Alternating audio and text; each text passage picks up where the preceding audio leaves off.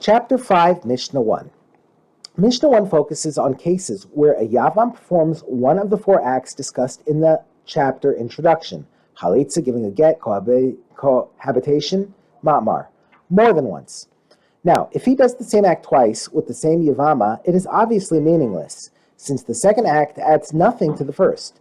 The Mishnah refers to a case where he does the same act with two different widows, co-wives of his brother. It addresses whether the second act has any practical effect. We now turn to the words of the Mishnah.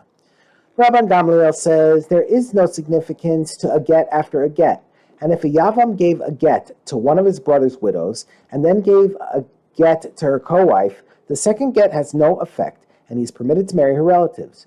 This is because the first get already removed as much of the Yibum bond between the Yavam and the widows as a get can remove, so the second get does nothing. Nor is there any significance to a ma'amar after a ma'amar.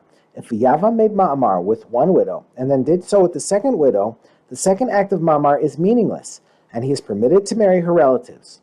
Nor is there significance to the cohabitation after cohabitation, since the first cohabitation fulfilled the mitzvah of Yibum and completely erased the Yibum bond.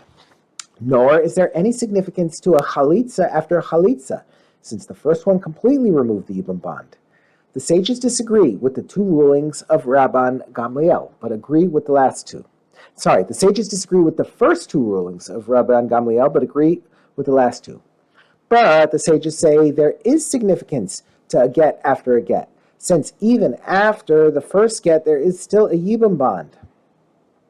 And there is significance to a ma'amar after a ma'amar, but after cohabitation or after chalitza, there is nothing. That is, no Yibum-related act can take effect, because the Yibum, cohabitation, or chalitza removed the Yibum bond completely.